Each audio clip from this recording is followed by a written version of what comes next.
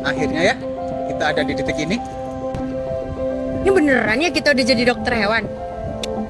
Ya iyalah. Udah 6 tahun kita di sini bareng-bareng. Bakal kangen nggak sih kita? Makasih ya, teman-teman, udah bareng-bareng.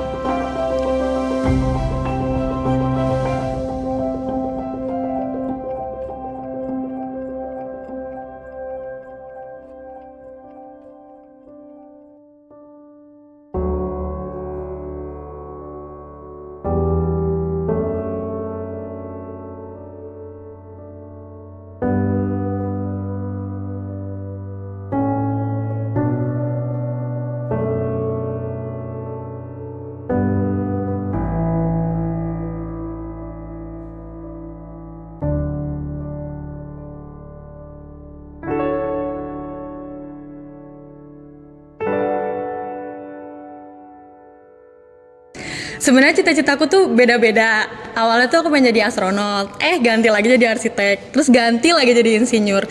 Sampai waktu itu aku pernah kepikiran jadi tentara. Karena ayahku tuh dulu pengen cita-cita jadi tentara, terus gak bisa. Akhirnya ayahku tuh saranin aku untuk masuk tentara. Terus aku kayak, bisa gak ya aku jadi tentara gitu kan. Aku sih pengennya jadi dokter hewan di karantina, tapi kan kita kan gak ada yang tahu ya jalan kita ke depannya masing-masing gimana. Jadi apapun yang dikasih Tuhan, semoga bisa jadi dokter hewan yang menyenangkan hati orang tua, membanggakan keluarga sama teman-teman. Terus yang paling penting sih, apapun jalannya nanti, semoga Tuhan selalu memberkati jalannya gitu. Amin. Sebenarnya cita-cita dari awal itu pengen jadi peneliti. Sampai sekarang juga masih pengen jadi peneliti sih sebenarnya. Nah, salah satu caranya buat bisa jadi peneliti itu, dulu aku pengen banget jadi dokter umum. Kenapa? Soalnya aku tuh pengen bantu masyarakat.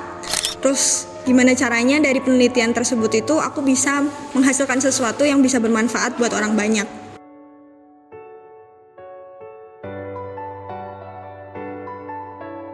Cita-cita awal saya itu pas kecil saya ingin menjadi guru, dikarenakan dari latar belakang keluarga saya yang semuanya itu bekerja atau berprofesi di bidang pendidikan.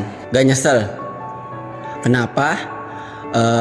Karena saya percaya yang berdiri di saat ini itu adalah versi terbaik dari diri saya sendiri.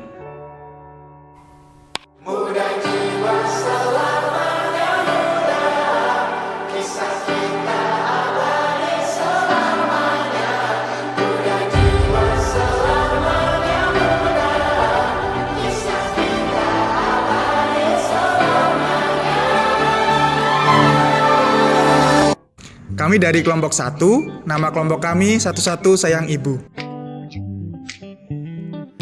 Ya kalau first impressionnya sih dari aku sendiri itu awalnya bingung dan juga ngerasa asing banget karena aku dari angkatan atas dan teman-temanku itu dari angkatan bawah yang cukup jauh jaraknya. Tetapi juga yang dikenal juga cuma beberapa orang dan itu pun hanya sekedar tahu. Tapi seiring berjalannya waktu, kelompok ini menjadi kelompok yang aku banggakan dan aku cintai. Yang ini loh mas, soal yang ini mas. Yang ini. Jadi ikut mas. Umur 1 tahun diperiksa kelihatan emas.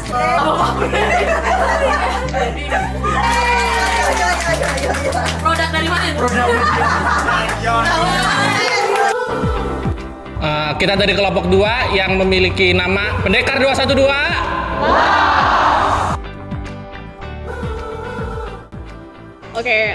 I think we all agree that the hardest task ketika kita kelas adalah patologi. Terus kenapa susah? Karena it's comprehensive to the soul. Jadi kayak kita mesti gabungin semua ilmu-ilmu yang kita punya untuk menyimpulkan suatu penyakit, kayak istilahnya kayak kita harus diagnosa sesuatu dari yang sudah mati, kurang lebih kayak gitu. Kalau secara yang non teori mungkin lebih ke Kesmafet ya, karena Kesmafet ini kan rotasinya panjang dan banyak mulai dari RPH, lab, dinas dan karantina. Otomatis pekerjaan yang harus kita selesaikan itu juga lebih banyak. Ada 3 instansi dan 4 laporan. Dan juga kita kebagi karena ada shift dalam dan shift luar dulu. Jadi mungkin itu yang bikin kita lebih ngerasa capek dalam menyelesaikan rotasi Kesmafet ini.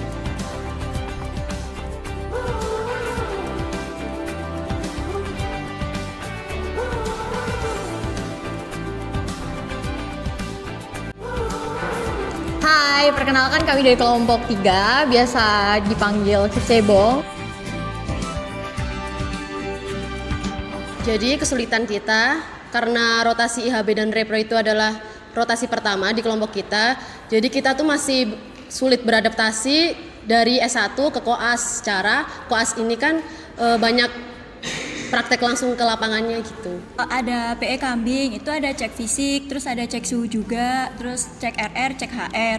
Kemudian juga kita ambil koleksi feses, koleksi sampel darah, kemudian yang akan dicek di labnya. Terus yang paling penting sih definisi healing berkedok koas. Tuh.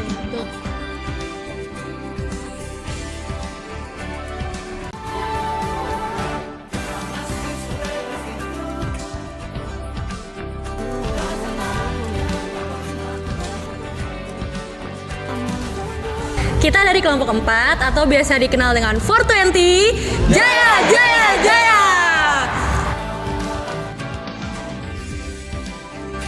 Jadi kalau untuk yang rotasi kita yang seru itu waktu kita rotasi keluar. Karena rotasi keluar kan kita juga dibagi-bagi ke berbagai kota ya. Ada yang di Bali, terus ada yang di Bandung dan juga ada yang di Jakarta. Nah, jadi kita rotasi sambil jalan-jalan. Terus kita bisa dapat teman baru, Dapat pengalaman baru. kemudian juga bisa ketemu kolega-kolega kita. Selain itu karena kita dari desa ya, jadi kayak seru aja gitu main ke kota, lihat Monas ya nggak? Iya.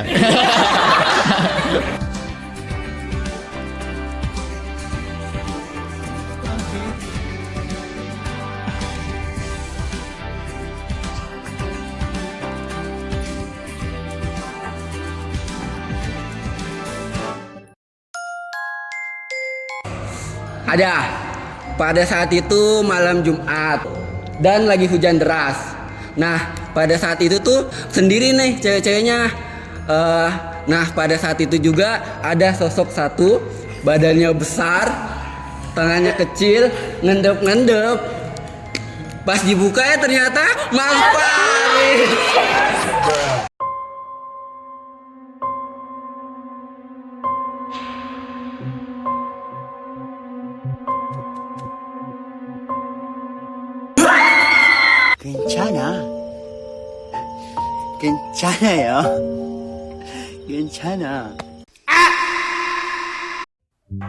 'Halo, kami dari kelompok 5 PPDA Gelombang 12 dan nama kelompok kami adalah Toxic.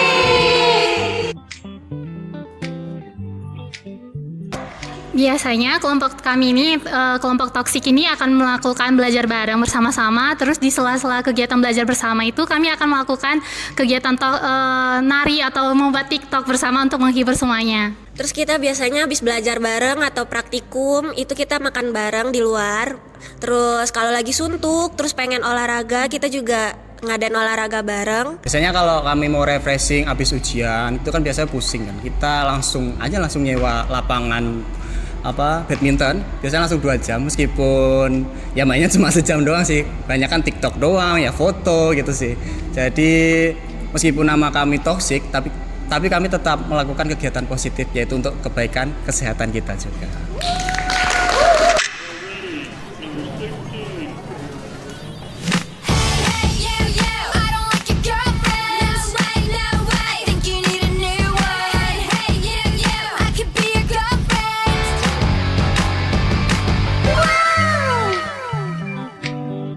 Kami dari kelompok 6 BDI 1. Kita nyiapin hukumnya itu H-1 bulan dan kita tuh kayak ada kelompok belajar bareng-bareng dan banget intensifnya itu pas setelah TO atau H-3 sebelum bukan PPDH. Kita tuh bahas semua soal, berdiskusi, saling memberikan informasi dari semua soal-soal yang ada di Fakultas Kedokteran Hewan yang ada di Indonesia. Tentunya kami sebagai umat yang beragama, kami melaksanakan ibadah, kami berdoa, ada yang teman kami dari agamanya Katolik, ada yang Kristen, tentunya mereka ke gereja, ada yang teman kami yang Muslim, mereka ke masjid, musola, melaksanakan sholat, ibadah yang lainnya, buat mengisi dari kosongan hati, pikiran, menyiapkan apapun yang ditentukan oleh Tuhan nantinya. Oke, kita pertama waktu ngerjain ujian UKOM itu adalah kita melakukan registrasi dulu di depan laboratorium komputer. Terus kita berbaris, kita masuk bersama-sama. saat kita masuk kita langsung diarahkan ke meja-meja komputer. Lalu di sana saat kita mengerjakan semuanya fokus, benar-benar semuanya itu serius semua, kita semua nggak ada yang bisa bercanda lagi. Suara hujan tuh sampai terdengar dari luar. Nah, saat kita keluar dari ruang ujian, perasaannya itu campur aduk. Ada perasaan senang, ada perasaan sedih, perasaan lega. Soalnya kita nggak nyangka kalau kita udah sampai di titik ini. Pada malam itu, tanggal 14 November 2023, kita mendapatkan notifikasi pengumuman dan alhamdulillah kita lulus 100%. Dan hasilnya itu sangat memuaskan. Terus kita senang banget, ternyata perjuangan kita selama ini tidak sia-sia. Oh my god. Rasanya tuh sangat very good, very well.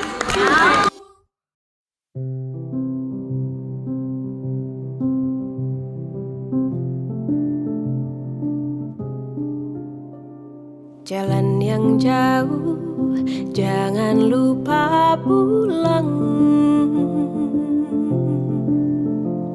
Pesan-pesan yang selalu saja terngiang.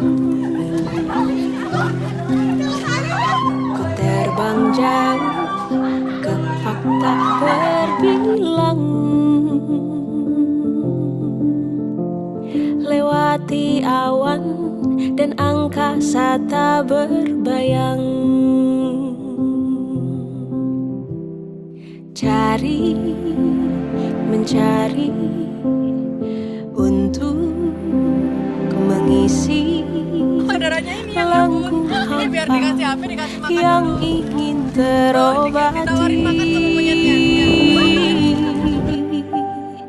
Teruslah jalan, terus berjalan, kaki mungilku yang terus menahan beban.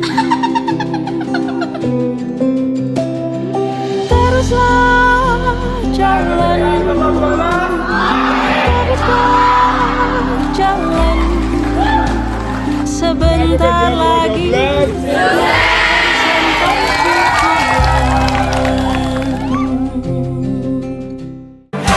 sampai Oh, di masa rasa takut yang tak pernah mengganggu, di masa naluri bahaya, dulu ingin yang lebih logika.